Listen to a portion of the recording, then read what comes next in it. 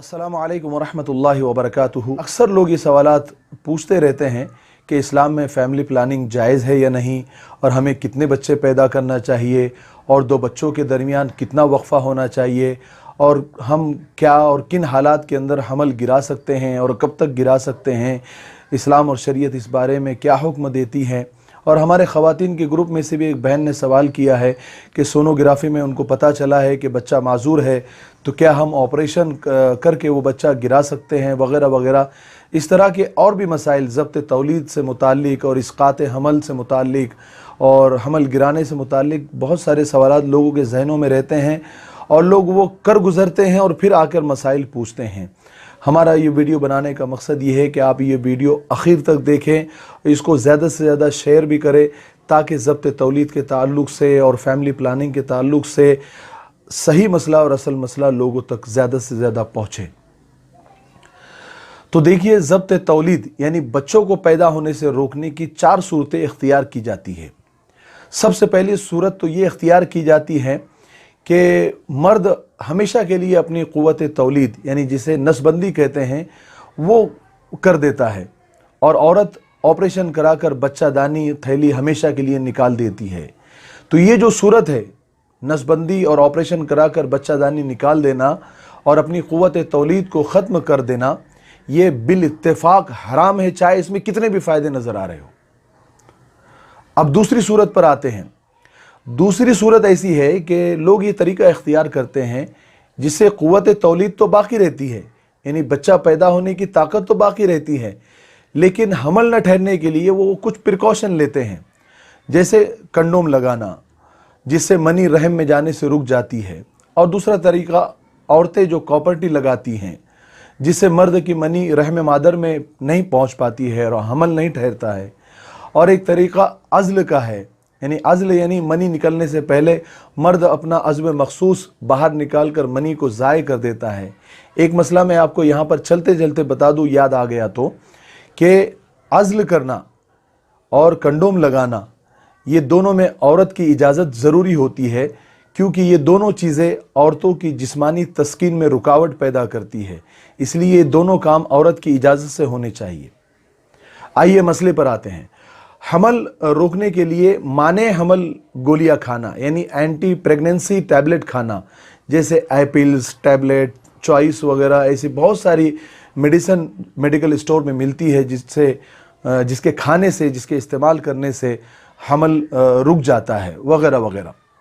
तो ये जो दूसरी सूरत यानी ऐसा तरीका इख्तियार करना जिससे क़ुव्वत तौलीद तो बाकी रहे लेकिन हमल न ठहरे, जैसे मैंने बताया कंडोम का इस्तेमाल करना, अज़्ल करना, या औरत को कॉपर्टी लगाना, या माने हमल एंटी प्रेगनेंसी गोलियां खाना वगैरह।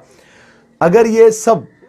प्रिकॉशन इस नीयत से है कि औलाद होगी तो उसको खिलाएंगे पिलाएंगे कैसे, उनका ख़र्च कौन बर्दाश्त करेगा, आजकल तो इतनी महंगाई बढ़ गई है, इनकी रोज़ी रोटी का मसला क्या है, कुल मिलाकर अगर नीयत ये है ये सब प्रिकॉशन लेने की कि माशी तंगी का सोचकर अगर ये तरीके कोई अपनाता है तो ये सख्त नाजायज़ है,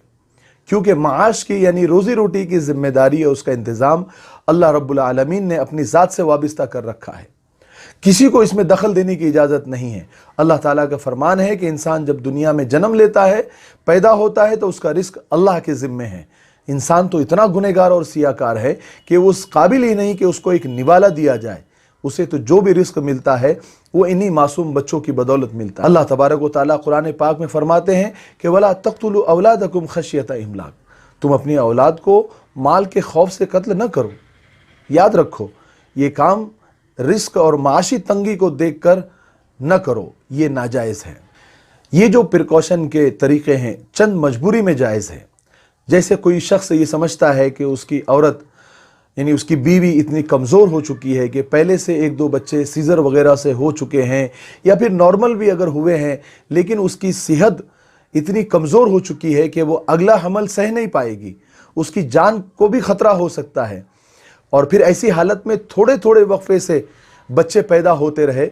तो बच्चा और जच्चा दोनों की सेहत पर, और जो बच्चे पहले से पैदा हो चुके हैं उनके ऊपर भी नेगेटिव और मनफी असरात पड़ने का ख़तरा हो, तो ऐसी हालत में और ऐसी कंडीशन में और ऐसी सिचुएशन में हर मर्द औरत के लिए ज़ब्त तौलीद यानी प्रिकॉशन लेना और प्रिकॉशन के ये तरीक़े अपनाना न सिर्फ जायज़ है बल्कि बेहतर है। बेशक अल्लाह के रसूल सल्लल्लाहु अलैहि वसल्लम की हदीस मुबारक है कि बच्चे ज़्यादा पैदा करो ताकि मैं दूसरी उम्मतों के मुकाबले अपनी उम्मत की मेजॉरिटी पर फ़ख्र कर सकूं। जो लोग इस हदीस पर अमल करना चाहते हैं वो एक से ज़ायद बीवियाँ रखें और ज़्यादा बच्चे पैदा करें। लेकिन कोई अगर ये सोचता है कि एक बीवी से मैं उतने ही बच्चे पैदा करूं जितने 4 बीवी से बच्चे पैदा होते हैं ताकि मैं उस हदीस पर अमल कर सकूं, तो ये बिल्कुल गलत है। बीवी की सेहत को मद्देनज़र रखते हुए हम बच्चों को पैदा करें। अगर आपने बीवी की सेहत का ख्याल नहीं रखा और जो बच्चे पैदा हो गए हैं उनकी भी सेहत का ख्याल नहीं रखा और आने वाले बच्चों की भी सेहत को मद्देनज़र नहीं रखा, तो ये दोनों यानी बीवी और होने वाले बच्चे के सेहत के साथ भी खिलवाड़ है और जो बच्चे पैदा हो गए हैं उनके साथ भी ये हक तलफी है, उनके भी हुकूक को मारना है।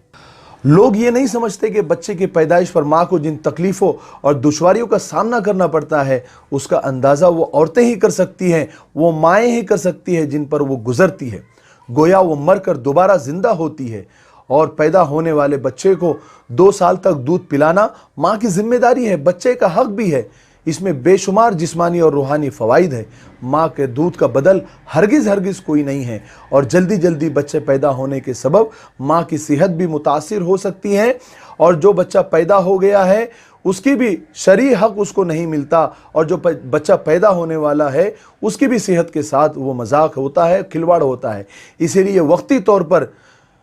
बच्चों में वक्फा करने के लिए ये प्रिकॉशन के तरीके वक्ती तौर पर, टेम्पररी तौर पर अपनाए जा सकते हैं, बल्कि अपनाना चाहिए। लेकिन हाँ, अगर बीवी की सेहत अच्छी है और बीवी मज़ीद बच्चे पैदा करने के लिए ज़हनी और जिस्मानी तौर पर तैयार हैं और बच्चों की तालीम और तरबियत भी अच्छे से हो सकती है और अल्लाह तबारक व तआला ने इतनी ताकत और क़ुव्वत दोनों मियाँ बीवी में दी है, तो ये प्रिकॉशन लेना फिर जायज़ नहीं होगा। अब आते हैं दूसरी वजह जिससे ये प्रिकॉशन लेना जायज़ होता है कि पहला बच्चा अभी दूध पीता हो और दूसरा हमल ठहर जाने की वजह से दूध ख़त्म हो जाने का या दूध ख़राब हो जाने का या दूध खश्क हो जाने का अंदेशा हो, जिससे पहले दूध पीते बच्चे की सेहत पर असर पड़ सकता है या हमल हो जाने की वजह से माँ की दिमागी या जिस्मानी ज़िंदगी के लिए ख़तरनाक हो सकता है यह हमल, तो वक्ती तौर पर, टेम्पररी तौर पर ये तरीक़े इस्तेमाल करने की इजाज़त है। हाँ, मुस्तक़बिल में ये उज़्र ख़त्म हो जाए और औरत सेहतमंद हो जाए, बच्चे थोड़े से बड़े हो जाए और औरत हमल सहने की ताकत में और पोजीशन में अगर हो जाए तो फिर ये तरीक़े अपनाना नाजायज़ हो जाएंगे। अब आगे का मसला और है कि प्रिकॉशन तो नहीं लिया था, अब हमल ठहर गया, तो अब किस जायज़ और शरई मजबूरी और माजूरी की वजह से हमल गिराना जायज़ होगा? तो ऐसी 3 वजह है जिससे हमल 4 महीने के अंदर अंदर यानी 120 दिन के अंदर अंदर हमल गिराना जायज़ होगा। सबसे पहली वजह यह है कि 2 माहिर मुस्लिम डॉक्टर, ईमानदार डॉक्टर औरत का मुआयना करके ये बता दे कि अगर हमल बाकी रहा तो औरत की जान को ख़तरा हो सकता है या उसका बॉडी का कोई पार्ट शल हो सकता है, ज़ाया हो सकता है, तो 120 दिन के अंदर अंदर यानी 4 महीने के अंदर अंदर हमल को गिराना जायज़ है, इसकी गुंजाइश है। और दूसरी वजह, इस हमल की वजह से जो अभी ठहर गया है, औरत का दूध खश्क हो गया है, सूख गया है या ख़राब हो गया है और बच्चे को दूध पिलाने का दूसरा भी कोई इंतज़ाम नहीं है, तो ऐसी मजबूरी भी अगर सामने आ गई है हमल ठहर जाने के बाद, तो 120 दिन के अंदर अंदर हमल गिराना जायज़ होगा, इसकी इजाज़त है। तीसरी वजह,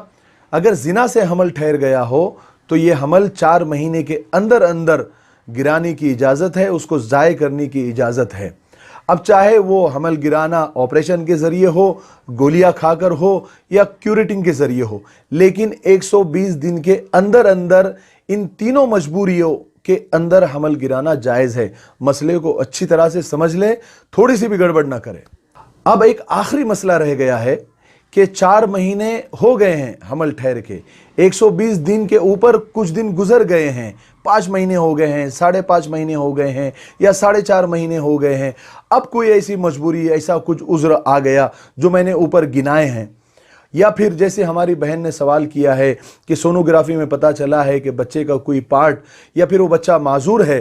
تو ایسی حالت میں کیا بچہ گرایا جا سکتا ہے یا حمل گرایا جا سکتا ہے؟ تو یاد رکھے، اگر 120 دن پورے ہو چکے ہیں، 4 مہینے گزر چکے ہیں، اب اس کے بعد کوئی بھی عذر آ جائے، ہرگز حمل گرانے کی اجازت نہیں ہوگی، حرام ہوگا، کیونکہ اس کے بعد بچے میں جان پڑ جاتی ہے۔ 4 مہینے کے بعد یعنی 120 دن کے بعد بچے میں جان پڑ جاتی ہے، اس کے اعضاء بننے شروع ہو جاتے ہیں اور وہ نفس محترم کے حکم میں ہو جاتا ہے، جس کو باقی رکھنا، اس کی حفاظت کرنا فرض ہے، جیسا کہ زندہ آدمی کی حفاظت کرنا فرض ہے۔ امید ہے کہ آپ کو یہ سارے مسائل سمجھ آ گئے ہوں گے۔ اللہ تبارک و تعالی ہمیں عمل کرنے کی توفیق نصیب فرمائے۔ جتنا زیادہ سے زیادہ ہو سکے اس ویڈیو کو آگے شیئر کریں، کیونکہ یہ بڑا سنگین مسئلہ ہے، لوگوں کو اس کے مسائل معلوم نہیں ہوتے ہیں ضبط تولید کے تعلق سے، تو یہ آپ جتنا ویڈیو زیادہ سے زیادہ شیئر کریں گے،